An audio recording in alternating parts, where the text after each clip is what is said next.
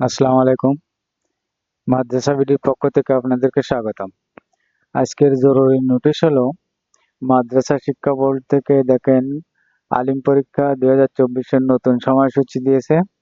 11/9 প্রথম পরীক্ষা। এখানে পুরো রুটিনটাই আছে। 11/9 তারিখ থেকে পরীক্ষা শুরু। আ যে পরীক্ষাগুলো হবে দেখেন তারিখ অনুযায়ী সব দেওয়া আছে।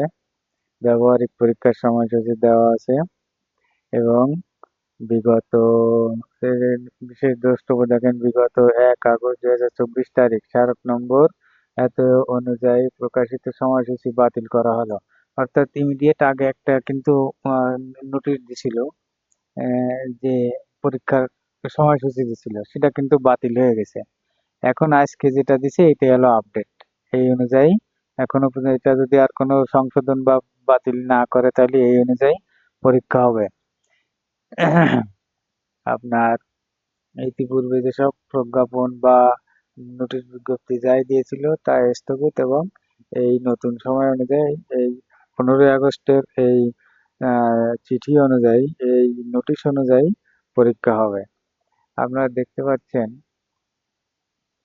এখানে বিশেষ নির্দেশনা আর বিশেষ দ্রষ্টব্য আছে এগুলো পড়ে দেখবেন। তারপরে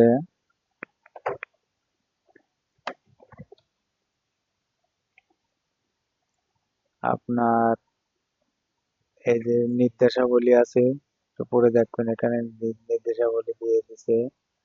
তারপরে এই যে বহু নির্বাচনী পরীক্ষার বিস্তারিত এখানে দেওয়া আছে।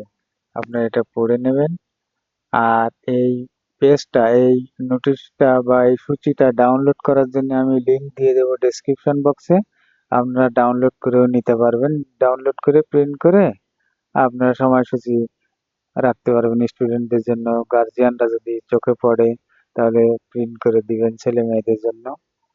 আর আরেকটা নোটিশ আছে হচ্ছে এটা হচ্ছে টিএমইডি বা কারিগরি ও মাদ্রাসা শিক্ষা বিভাগ থেকে। সেটা হচ্ছে শিক্ষা প্রতিষ্ঠান সমূহ খুলে দিয়ে শিক্ষা কার্যক্রম শুরু করার জন্য মাননীয় প্রধান উপদেষ্টা সদয় নির্দেশনা প্রদান করেছেন।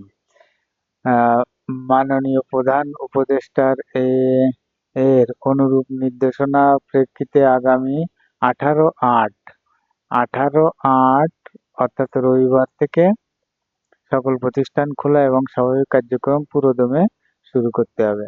এই নির্দেশনা দেওয়া আছে। এটার জনস্বার্থে এই আদেশ জারি করা হলো। এটাও 15/8 তারিখে স্বাক্ষরিত চিঠি।